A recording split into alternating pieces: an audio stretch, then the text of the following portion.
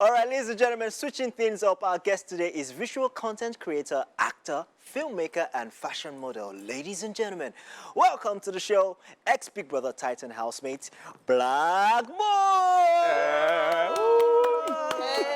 I supposed to pay me for that intro. Yeah, no, that was good.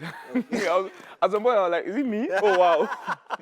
Blaqboi in Lagos, all the way from South Africa. Yes, sir. What's going on? How has Lagos been treating you? Lagos is a very different place. Like From the airport. Yeah. Yeah. I'm from J-Town originally. Yes. Yeah. When I came back to Lagos, from the airport, I just knew that I was back to Nigeria. I'm like, Oh, yeah. everything just changed. From airport, I knew that this is Nigeria. I'm back to Nigeria. So you've tried the delicacies, you've tried the food. In South Africa? No, here. In Lagos? Oh, are you based here? Yes. Oh, okay. This is our boy. This is our boy all the way from Nigeria. All the way from Nigeria, just born. Yeah. Okay, so how was it when you got to South Africa, you met the housemates, you got into the house, and then relating with them, going through everything and meeting new people? How did that feel? Yeah, for me, first of all, that was going to South Africa was my first time leaving the country. And before going there, there were ideas we had about South Africans, like me personally, what I saw online and just on Twitter, what you see about them. Yeah. So going there, I just went with a mindset of the kind of people I was going to meet. But surprisingly, when I got to the house, it was totally different. Like the people I met there were not the people I used to think of South Africans as. Oh, wow. Yeah. So what was your thoughts about South Africans? We all know, sorry to cut you. We all know the Nigeria, South Africa tension. So we all had that notion of, okay, this is how South Africans are towards Nigerians. So there was that. Oh, I get it. Yes, good. So I went with that mentality. I mean, that's the only thing I had about, I didn't really know. Before then, I'd never met any South African. So when I went there, I went with that notion in my head. But getting there is a whole different thing. Interesting stuff. Yeah. So I just want to know, when they started the pairing thing, what came to mind? Did you even like it? Did you like your partner? To be honest with you, the first time I heard we were going to be paired, I was like, damn, no. Because I feel like everybody came with some sort of energy, You know why you're on the show. Yes. And if you're being paired with someone that is not as determined as you are, it's going to definitely drag you and slow you down. Yeah, as we've seen on the show with some people. Yeah. But again, of course, at the beginning, I was like, damn. Then I didn't like it at first, but I think gradually, with first, second, third week, myself and my partner became very close, and we understood each other. And then before you knew, we started. In fact, second week we won the first head of house. Yeah, myself and my partner. So it was a thing of, okay, after the first week, second week, we just hitting it and going. Interesting. Okay, so when I look at your profile and reading through what you've done, even before the house, I see a lot of similarities. You know, when you see Spider-Man sees each other and say, oh, you. So I see a lot of similarities with my story, and I want to ask you, I mean, you already had fame in terms of TikTok before this show, right? You're a content creator. You were doing all these things media-wise. What informed your decision to go for the show, and was that your first try? Yeah, so first of all, that was my first try. That was my fourth try. Yeah, I've been trying Big Brother Nigeria for a minute. Yeah. So basically, I've been making content since 2017. That's probably 5 years. So, I mean, my content wasn't so bad. In terms of it going out, audience, it wasn't very bad, but it wasn't where I wanted it to be. Yeah. So I knew that I just needed a platform that would put me up there, because I knew I have what it takes. When I'm up there and I give my content, I knew that it's going to move. So I just needed a platform to just push me up, which Big Brother Titan did. Oh, amazing. Yeah. Okay, so I want to talk about a moment in the house. Blue Aiva. I saw that choking part too. Yeah, yes, we also it. What choking part are you talking about? So there was a moment you were with Blue Aiva. You guys got really close at some point. Yeah, we saw a part where, in the bedroom, you guys had a romantic moment. You were showing us some things. So what was the chemistry between you and her, and how are you guys now? Now we're cool. The chemistry between me and her, we obviously, as everybody has seen, we were pretty very close in the house, and yeah. And that's all. Yeah, I mean, just like we can see, we were very close in the house, and we spent a lot of time together in the house, and everything that happened in the house was very genuine. Yeah. Yeah. Okay, so first you and Nana. You guys got really close. There was chemistry, but Was there? yeah, there was a bit of chemistry. But Oh, it wow, seemed she liked interesting. you more. Is that, No, is that how you it looked like there was chemistry, Oh, and then, God. but it seemed like she liked you more, and maybe that wasn't what you wanted or something. Because I don't know, you guys seemed pretty cool, and then there was just some distance at a point. What happened? So in Nana, just like I always said, I liked her from a very platonic angle. Oh, And okay. I know it didn't look like that, but like everything I did with her was just from an angle of, well, guys, because like, okay, we come from like the same region in Nigeria. She's from Kaduna, I'm from Jos, and it's kind of like close. Yeah, So I think I had that soft spot for the fact that we came from the same place. Yeah. So everything I did was from a place of a platonic friendship. Yeah, so, and then I made it clear to her. So it's when I came out of the house and I'm hearing that I had a thing with Nana, it's shocking because, no, like everything that happened was just, from my angle, was genuine and platonic. But from outside, it looked like something else. Look, I mean, also, is like she said that she wanted something. She asked if I was down. I was like, no, I'm not like here for that. So like I made that clear also. The first week in the house or second week, I can't remember. Interesting. Yeah. Okay, so I've seen where people would say, oh, Blaqboi is the most talented. Oh, Blaqboi is so talented and all that. So I really want to know, when you were applying for Big Brother, what was in your mind? What was on your mind? What did you want to project by going into Big Brother house and then coming out? Are you still on that same page? Did you think that thing has worked for you? To be honest, first of all, I want to say, coming out of the house and hearing everybody saying you were very creative, you were very, like, I feel like that is it for me, because like that is what I went there to show people. And coming out, everybody says that, it made me feel like I've actually achieved what I went there to do. Before the house, I knew that creativity was like my strong point, like creating, directing visual content was what I love to do. So that when I went to the house, it was like a natural thing. It's not like I said, this is going to be my strategy. Okay. But anytime we had a wager, I just found myself just, okay, guys, let's do this way, let's do it this way. And everybody was seeing and watching outside. And then I think coming out and seeing what people are saying actually made me feel very good and fulfilled, because I'm like, that's what I went to do. And I would say that I actually achieved what I went to do on the show. I mean, coming out of the house, what was the first thing you did? What did you miss the most, and what was the first thing you did? What did I miss the most?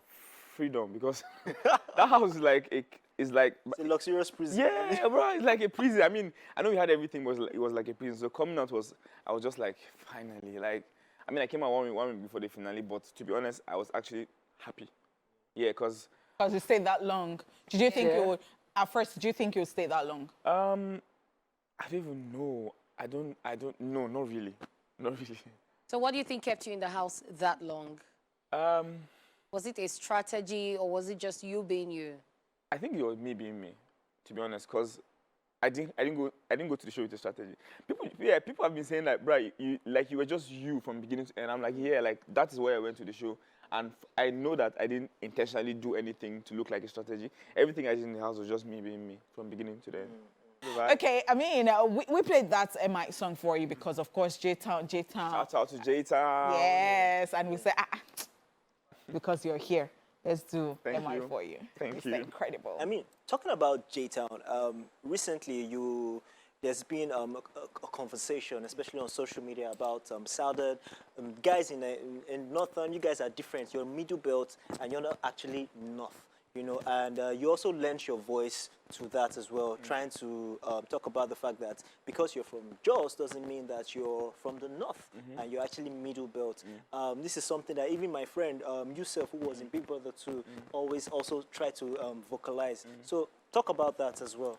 Okay, so yeah, basically, Nigerians, so just like I said in my tweet, I said it was easier to explain to South Africans than to Nigerians that I'm not a Northerner, because a South African doesn't know me. I don't need to tell you, okay, I'm not a Northerner. I'm from the middle belt of Nigeria. Like, oh, okay. But Nigerians will want to argue with you. Like a bubu was. I would say a bubu. I'm not from the North. People will say no, you're from the North. I say no, I am not. Now they call us from Jos. They call us North Central. But like that's not even the center of the North. That's the center of Nigeria. Plateau State, Abuja, Benue, Nasarawa, they're like in the middle of Nigeria. So they've been categorizing us under the North Central for long. I feel like this is a time to like like bring our voices and say, no, we're not North Central, we're Middle Belt. Nigerians just feel like once you speak Hausa, you're a northerner. Yeah. All right. So, I mean, now that you're out of the house, if I actually want to know what the reception was like for you when you came back, because I see that you people have fans. So what's the name of your own? Black Nations. Black. Okay, fantastic. Yeah. So, and I see that. Are there fair people in this nation? Of course. What do you mean? Is it by call?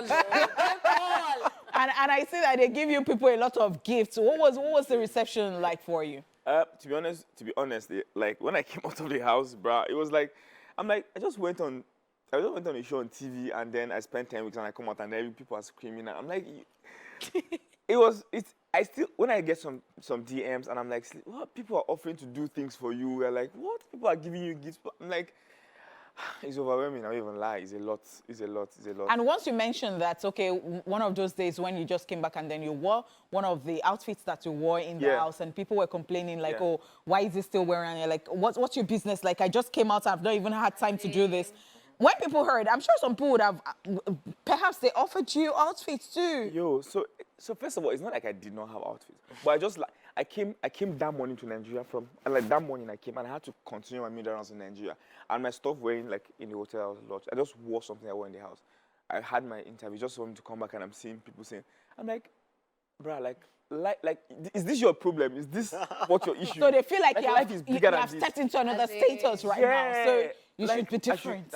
So like the thing is, I mean, it's not like I wanted to do that, but at that point I had no choice. I just had to do something very fast, which I did. So getting people saying, why are you doing this? I'm like, you can't control me. If it's me, like me, Black, we can't control me. I do what I want to do. So they feel like that is the life that you signed up for. That I've signed up for. And I need to live up to their standard, that's not how I roll.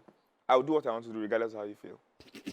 Okay, so when Ipeleng was supposed to pick someone to go to the finals with ultimate veto power, and then they announced the person, how did you feel finding out it wasn't you?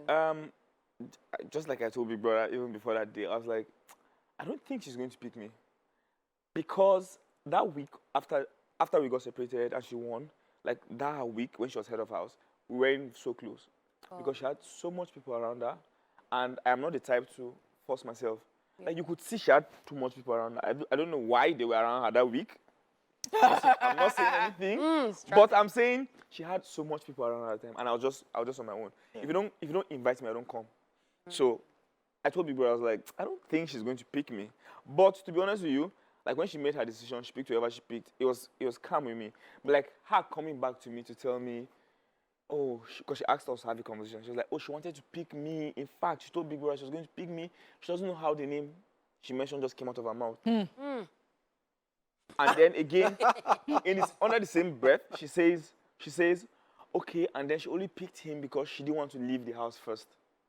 That is, she thought he was weaker than she is. So she didn't want to be the first to leave the house. She wanted someone to leave before. That's what she said to me. Wow. And I'm like, okay, it's fine, it's calm. But to be honest, I was very, very disappointed. Is it disappointed? I mean, I felt some type of way because I felt like we started the game together, like we were helping each other. It's like running a race, yeah? You are running with someone and then you get almost to the finish line and then you had a chance to like take someone and then you take someone else, not the person you are running with. So of course I felt that sort of and then again it was because if it was me, I would have picked her. I would have picked her if it was the one. So yeah, that sort of disappointment was there. Okay, so I want to ask you, a lot of people don't talk about the mental and psychological effect of going into the show and coming out, because it's a different reality altogether that you come out to. How have you been able to deal with the mental stress, Twitter trolls, different things that happen? How have you been able to deal with it so far? For me, I know how to handle trolls even before going to the house, because I mean I've been on the internet, so what you say, what you type doesn't get to me. That's me. I know people are different, but me, I don't care it doesn't get to me. Like it don't get to me. The only thing I think I've been trying to manage is like the emotional stress. It's emotionally draining. The mental stress is mentally draining. But if it's social media, nah, you can say whatever, man. I'll help you retweet. It doesn't get to me. So I think it's just but it's a lot. Mentally, you're going through a lot. Emotionally, you're going through a lot. Physically, you're going through a lot because you have to be up and it's a lot. So now you've got, okay. Was it everything that you expected? Coming out or in or the house. The Big Brother show so far, and then coming, I was here. It was and more. But I got to know that the reception in Nigeria wasn't that great because of the elections. So like it was a big distraction to the show. Yeah. But I feel like everything that happens for a reason. So I'm also very grateful for the opportunity. And I mean, I wouldn't have said no, I don't want to go because of what's happening, and I want to try the next time because I don't know if I'll ever get on the show. So yeah, I'm grateful that I went on the show when I did. Great. All right, so let's know what you're up to now. So even before going on the show, I made content. But now, presently, I'm trying to start my production company, Blaqboi Concepts. Basically a film production company. Also trying to see how I can get to film school, to just know more about it. Open to influencing, open to brands and everything that aligns with the Blaqboi brand. Yeah, the Blaqboi brand. Thank you. All right, so we want to say thank you for coming on the show today. Thank you so much for having me. Thank you, Blaqboi. Ladies and gentlemen, that's it with our guest today.